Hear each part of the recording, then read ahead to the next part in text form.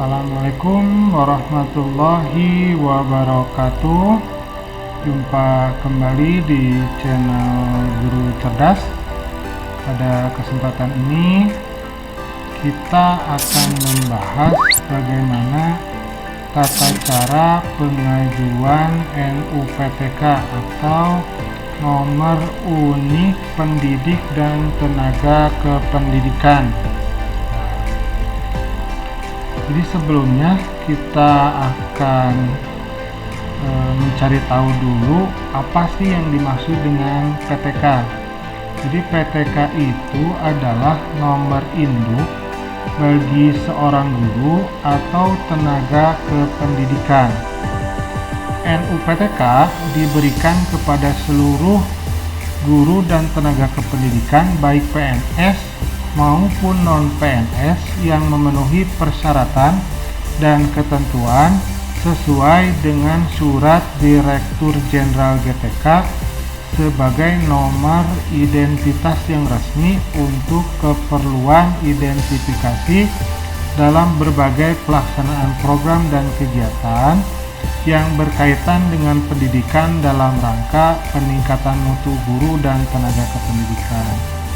Nah, suratnya itu adalah Peraturan Sekretaris Jenderal Kementerian Pendidikan dan Kebudayaan Republik Indonesia Nomor 1 Tahun 2018 tentang petunjuk teknis pengelolaan nomor unik pendidik dan tenaga kependidikan. Jadi itu adalah suratnya. Nah, kemudian apa saja syarat untuk pengajuan NUPTK? Nah, syaratnya adalah kita harus masuk dulu ke penetapan calonnya. Jadi untuk ditetapkan sebagai calon penerima NUPTK, pertama kita harus sudah terdata dalam pangkalan data Dapodikdasmen Kemdikbud atau Dapo PAUD Dikmas Kemdikbud. Nah, itu yang pertama. Kemudian yang kedua, kita belum memiliki NUPTK. Dan yang ketiga, telah bertugas pada satuan pendidikan yang memiliki nomor pokok sekolah nasional. Ini minimal selama 2 tahun minimal. Kemudian syarat-syarat berkasnya apa saja untuk penerimaan NUPTK ini? Syaratnya adalah 1. Kartu tanda penduduk, jadi hasil scan dari kartu tanda penduduk. Kemudian ijazah dari pendidikan dasar sampai pendidikan terakhir. Ini syarat yang kedua. Kemudian yang ketiga, bukti memiliki kualifikasi akademik paling rendah diploma 4 atau strata 1. Nah, ini syarat yang ketiga. Kemudian untuk syarat yang keempat, bagi yang berstatus sebagai calon pegawai negeri sipil atau pegawai negeri sipil harus melampirkan A. Surat keputusan SK pengangkatan CPNS atau PNS. Yang B-nya SK penugasan dari Dinas Pendidikan.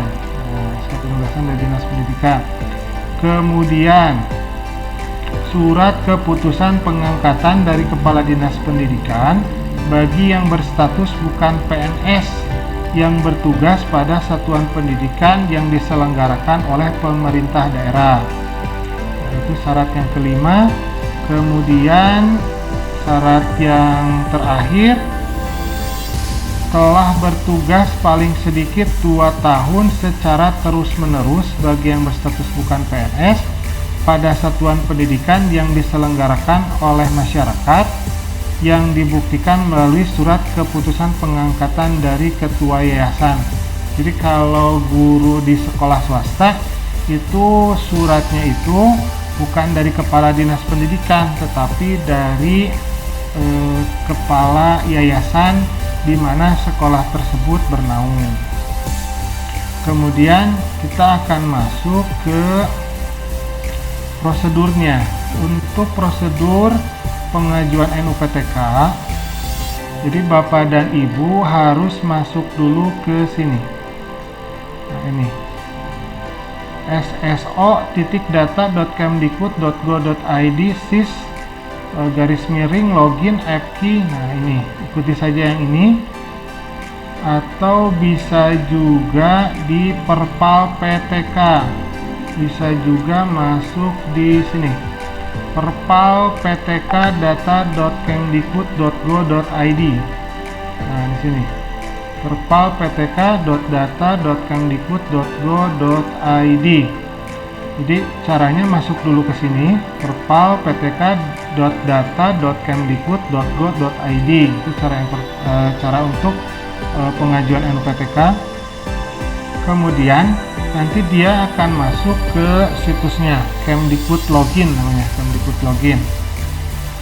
Di Kemdikbud Login kita masukkan username-nya. Ini username yang biasanya dipergunakan oleh operator sekolah untuk pada aplikasi Dapodik. Nah, kemudian passwordnya dimasukkan. Kalau sudah dimasukkan username dengan passwordnya, maka kita login. Jadi diklik loginnya. Kemudian nanti kita akan masuk ke aplikasi NUPTK-nya. Nah, biasanya di sini suka ada informasi dulu, informasi update. Misalnya seperti ini ada informasi update. Nah, kita tinggal close saja. Jadi tinggal diklik aja close saja. Kemudian di sana ada data GTK, ada pengelolaan, ada NUPTK, ada perpal dokumen. Nah, kita masuk ke yang NUPTK. Jadi diklik yang NUPTK ini. Jadi ada data GTK, pengelolaan, NUPTK, perpal dokumen. Kita klik yang NUPTK-nya.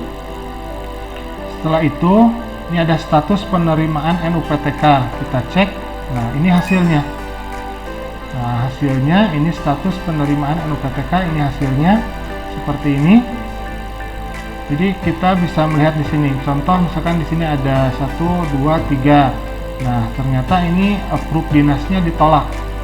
Nah, maka kita akan mengajukan kembali. Jadi harus upload dokumen ulang. Jadi kalau ditolak seperti ini, nanti kita harus mengajukan ulang. Nah, terus masuk, kita klik approve dinasnya. Kita klik approve dinasnya. Nanti ada ketahuan di sini. Nah, di sini kan ada approve dinas. Kita klik approve dinasnya. Maka nanti akan muncul seperti ini. Jadi kalau misalkan ditolak, dia akan muncul alasan penolakannya. Kalau kita klik ditolak. Nah, kemudian kalau misalkan Anda baru mengajukan itu tinggal diklik upload dokumen. Nah, tinggal diklik upload dokumen saja ini. Jadi nanti kalau sudah diklik upload dokumen, nanti dia akan langsung masuk ke sini. Nah, langsung masuk ke sini. Jadi nanti ada beberapa berkas yang harus disiapkan kalau kita langsung ke upload dokumen. Tapi kalau misalkan di sini masih ada kesalahan seperti ini, maka kita masuk kembali di NUPTK. Kemudian klik calon penerima NUPTK. Di sini ada yang kedua ini kan. NUPTK, ada status penerima NUPTK, calon penerima NUPTK, upload ulang berkas, penonaktifan NUPTK. Nah, kita klik yang calon penerima NUPTK. Nanti hasilnya seperti ini. Kita klik kolom guru yang uploadannya itu masih bermasalah. Kita klik di sini. Kemudian diklik unggah berkas. Di atasnya ada yang warna biru itu. Diklik unggah berkas. Nah, diklik unggah berkas. Sini diklik unggah berkas. Nanti akan muncul beberapa berkas yang harus dipersiapkan. Jadi sesuai dengan persyaratan tadi. Yang harus disiapkan. Jadi ada KTP, ijazah SD, ijazah SMP, ijazah SMA, S1 dengan SK GTY dan penempatan. Untuk SK GTY dan penempatan ini lampirkan. Kalau untuk guru negeri berarti lampirkan SK CPNS dan SK PNS-nya. Kalau untuk yang honorer di negeri, maka lampirkan SK dinas, pengangkatan dinas sebagai tenaga honorernya. Kalau untuk guru di sekolah swasta, maka yang dilampirkan itu SK yayasannya. SK yayasan selama 2 tahun. Ditambah dengan SK ini, ditambah dengan SK mengajar, surat keterangan mengajar dari kepala sekolah. Nah, ditambah dengan SK mengajar dari kepala sekolah. Nah, setelah itu, kalau kita sudah mengupload kembali, maka ini yang tadinya itu upload dokumen kan, approve dinasnya itu kan tadinya merah. Nah, approve dinasnya tadinya merah. Nah, sekarang berubah lagi menjadi hijau. Jadi dia akan pengajuan kembali ke dinas pendidikan. Nah, seperti ini. Dan biasanya kalau misalkan sudah salah seperti ini, misalkan kita sudah mengetahui kesalahan kita, jadi insya Allah ini akan benar. Nah, insya Allah ini akan benar. Nanti kita tunggu saja sampai nanti muncul penerbitan NUPTK. Kurang lebih dari waktu approve dinas sampai penerbitan NUPTK, kalau misalkan tidak ada permasalahan, itu hanya dalam 1 minggu itu biasanya sudah keluar, penerbitan NUPTK-nya. Nah, kalau misalkan sudah di-approve dinas sampai penerbitan NUPTK-nya keluar, nanti Bapak dan Ibu bisa cek status NUPTK Bapak dan Ibu di sini di gtk.data.kemdikbud.go.id. Nah, nanti bisa dicek di sini. Kita masukkan NUPTK kita di sini, nanti akan muncul nama beserta NUPTK kita. Nah, kalau sudah seperti ini, maka NUPTK Bapak dan Ibu itu sudah dinyatakan berhasil dan aktif. Nah, seperti itu. Nah, mungkin untuk penjelasan tentang penerbitan NUPTK saya cukupkan di sini. Terima kasih atas perhatiannya. Assalamualaikum.